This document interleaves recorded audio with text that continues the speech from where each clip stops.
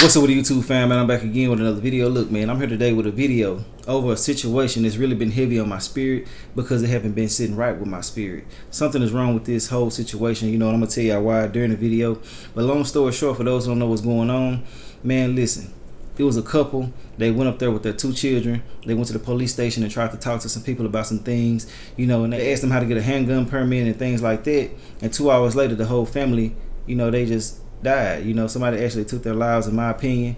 But they're saying that, you know, he took their lives and he took his own, and the house burned down after that. I don't know if that's true or not, but hey, it is what it is. We'll never know until all the facts come out. But my personal opinion, I feel like something had happened. You know, he had said somebody was following him, all different type of stuff, man. But let's go ahead and watch and get some details about the whole situation.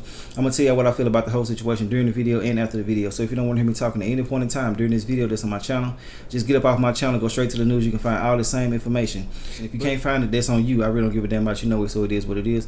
But to all my loyal supporters and my new supporters, y'all already know I'm not talking to y'all when I say that. All I want y'all to do is hit the like button for me and tell what y'all feel about everything in the comment section. Add all my social medias, they're gonna be in the comment section as well. And add my second YouTube channel too. It's called Carlos King 2.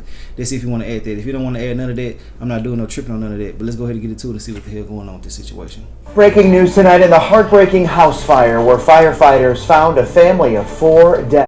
A memorial sits on the Davie County home's front porch tonight. Balloons, flowers, and stuffed animals. Good evening, I'm Chet Silbert. Julie Luck is on leave. Tonight, the Davie County Sheriff's Office released new, gruesome details about what happened in Coolamy on Monday afternoon. They say a man shot and killed his girlfriend and their 2 children, a 4-year-old and an 8-month-old. The sheriff says the man then lit the house on fire and turned the gun on himself. Investigators say the gun was still in his hand when they found his body. The whole incident actually began hours earlier. Surveillance video shows the family walk into the sheriff's office lobby around noon. They asked to talk to an officer but didn't say why. Before leaving, the man asked about getting a concealed carry permit. 30 minutes later, the mother called 911. She mentioned safety concerns and asked to talk to an officer. An officer called back, talking to the father in 4 separate phone calls over a 20-minute span. The sheriff says the man didn't say what he wanted. The officer tried to get the man to come back to the sheriff's office, but the man refused. At 2 p.m., a witness reported seeing the mother and father arguing in the front yard before going back inside. And 15 minutes later, deputies would have the street blocked off as first responders swarmed the home on Junction Road. They'd find 4 bodies inside. Investigators initially called the circumstances suspicious. And tonight, the sheriff's office shared their names. The mom, 26-year-old Ashton Brown. The 4-year-old daughter, Bella. The 8-month-old son, Bricks. The father, deputies say, pulled the trigger, 26-year-old Ashad Ewing Meeks. Since they moved in, which was approximately 2 years ago, we've never had a call at their house. We've never had a 911 call from their house. We've never had a deputy respond to their house. The sheriff says there was never even a domestic violence report filed for that location. Investigators are still looking into why this all happened. Well, Devontae Audrey. Now, I do feel like instead of having him come up there, you know what I'm saying, well, trying to get him to come up there because he wouldn't come, they should have went out there and tried to see what the hell was going on so they can defuse the situation, whatever the case may be. But it just seemed like something very weird was happening because people don't move like that. You know, they don't go to the police station, then call y'all afterwards to try to talk to y'all. And, you know, it just don't seem right. You feel me? But, yeah, I read reports and articles saying that he said that it was some people following him. He thinks. He don't really know, but he thinks that's what's going on. I don't know if he was into something he wasn't supposed to be into, but, you know, for her to call in and say she was having some type of concerns, they should have went out and tried to do something about this situation. But, you know, sometimes they don't be feeling like certain situations are worthy of going out because they don't feel like since you've given them enough information, it ain't nothing for them to do. But I honestly feel like when somebody give you a call, you should go out there and try to get on this shit expeditiously. You know what I'm saying? You should go out there immediately trying to figure out what's going on so you can get some more clarity on the situation. You can help them out. But as far as letting them go out like this, man, that's messed up, bro. If that's the case, you know. But let's get back into it, though. Know that this fire was called in just after 2 o'clock Monday afternoon, but the timeline of all of this really starts about 2 hours earlier when the family of 4 came here to the sheriff's office. in Moxville, and they spoke to a receptionist. WXII is deciding not to air that surveillance video, by the way, but the sheriff's office says that when Ashton Brown and Ashad Meeks Ewing came in, they were vague about what they wanted. They left less than 5 minutes later. Brown then called Davie Communications about safety concerns only 20 minutes after that. Now, between 12:46 and 1:07 p.m., 6 calls were made from an officer to Brown's cell phone. The sheriff's office says they mostly talked to the boyfriend, though, Meeks Ewing, on those calls. They say that he would not tell them what he wanted. He said that someone was following him, not necessarily threatening him, not that they were in danger. The officer did ask them to return to the sheriff's office. They said they would not come. Here's a snippet of the original call to Davie Communications. Can I speak with your fiance? Or I'd take a small reference to give them because they're going to ask what it's in reference to.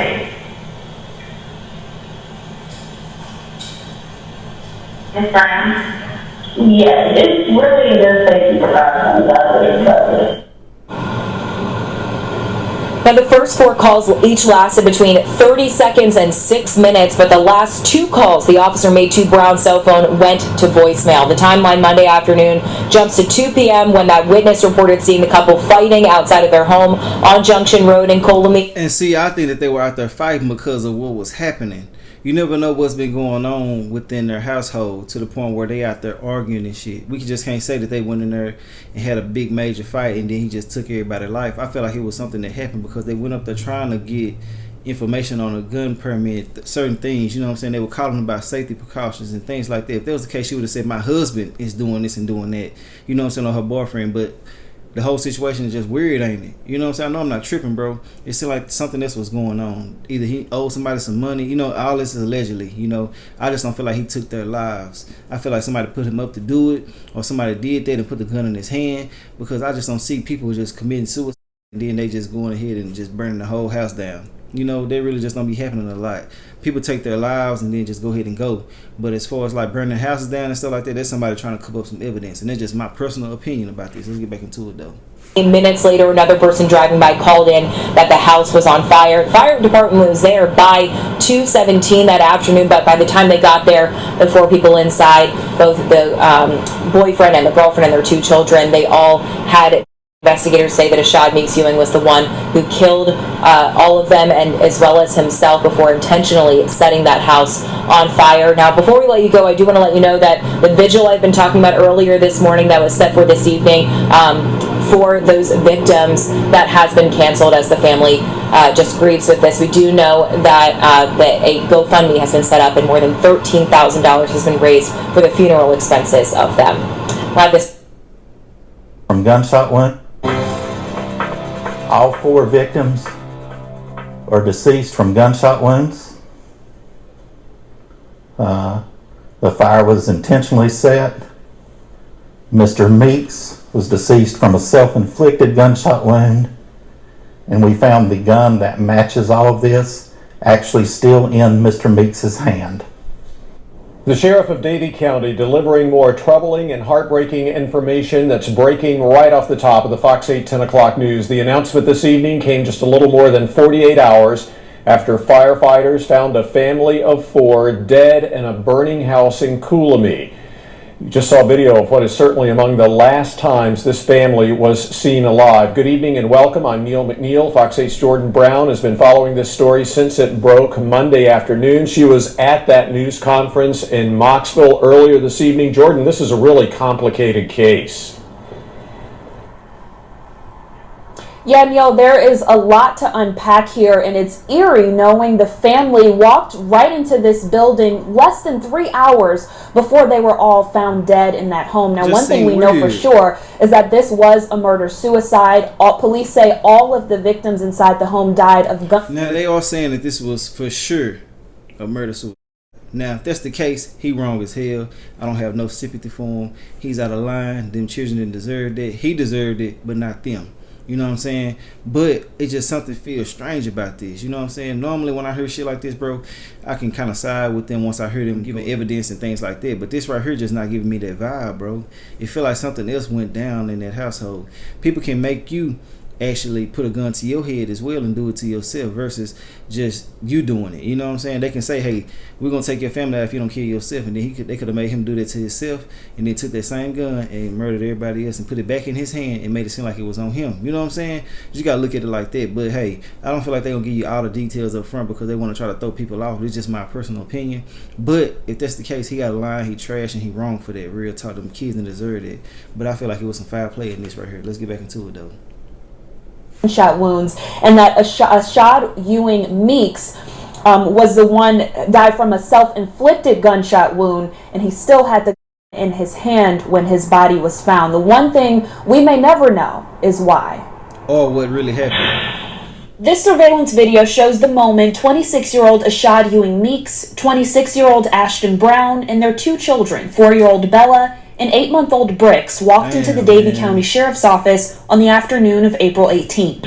You guys have people working here today? They all entered the sheriff's office lobby at 12:11 p.m. They walked in, no calls were made. They spoke with our receptionist. They were very vague about what they wanted. They just wanted to talk to an officer. They left after a few minutes. 20 minutes after that, Ashton calls the sheriff's office, still vague about what she needed, but said she had safety concerns. Hi, have you called to speak with the deputy or anything? You need to speak with an deputy? Yes, please. About the safety reasons? That call was disconnected. The officer called back. They talked for a few minutes, then the call dropped again. That cycle repeated for 30 minutes. The rest of the calls were with Mr. Meeks talking. He wouldn't really advise what he wanted. He advised the officer that he thought somebody was following him. See? But he wasn't in danger. They weren't threatening him. The officer attempted to get him to come back to the sheriff's office. They were driving around. They wouldn't tell the officer where they were. He attempted to get them to give a location to meet. They would not. The officer's calls to Meeks stopped going through around 1 p.m. At 2 p.m., a neighbor saw Brown and Meeks arguing in the yard at their home on Junction Road. By 2:14, the house was on fire. A passerby notices smoke coming from the house. They drive to the Coolmee Fire Department and report that the house is on fire. Firefighters arrived in less than 5 minutes, not knowing there was a gruesome scene waiting inside the home. Definitely a sad situation here. Now look, man, I want to know y'all personal opinion on this situation. Like I told y'all before, I don't feel like he did this, bro. It's some foul play in this, in my personal opinion. I'm not here to argue with nobody about some people that we do not know. But I just feel like something else had happened. With him calling in, saying this and saying that, and her calling in, saying what she said, it's just something don't feel right with this whole situation, like I said before. And I'm not even going to put it out there like that he was out here doing something. Because there's people out here doing things to other people for no reason at all. Just being crazy as hell, you know. But it was something wrong with this situation right here. I'm not going to put that on this man until they give out bona fide evidence about the whole situation. I'm pretty sure they just saying what they can say right now. They don't want to go ahead and just put too much out there because it can tarnish the case. But, you know, it just feel weird as hell. My condolences to the family, RIP to the children, RIP to the mom, RIP to him if he didn't do it, but if he did, shit, it is what it is. But I really want to know what y'all feel about this whole situation. Like I said before, it's been heavy on my spirit because it ain't been sitting right with my spirit. You know what I'm saying? Some just giving me some type of vibe about this, you know? And then just look at it like this, man. You take your family up there, you ask questions about a gun, you know what I'm saying, and other things you can do to get a license. And then once you leave, you call them again, you tell them that you're being followed. You're not really feeling like it's some danger, but you just want to let them know. And then they want you to come back and you don't go. Like, yeah, some weird stuff going on. Something happened. I don't know if they got the car taken or something like that. I don't know if somebody was in the back seat with them, riding around following them. I mean, in the car. I don't know what the hell going on, man. Just I'm not even going to put no conspiracy theories out there. I'm just telling y'all my personal opinion about this situation. But I ain't got too much more to say about it. I want to know what y'all feel about everything in the comment section. Y'all like, come subscribe if you like my commentary. If you don't like my commentary, I really don't give a damn about you. No way, so it is what it is. Like I said before, my condolences to the family. RIP to everybody in this situation, man. Except for the man if he did it. But if he didn't do it, man, RIP to him. My condolences to his family as well, like I said before. I'm sorry for all parties that lost somebody in this situation right here, for real, for real. But I'll holler at y'all a little bit later on another video, though. All right, man. Tell me what y'all feel about everything in the comment section.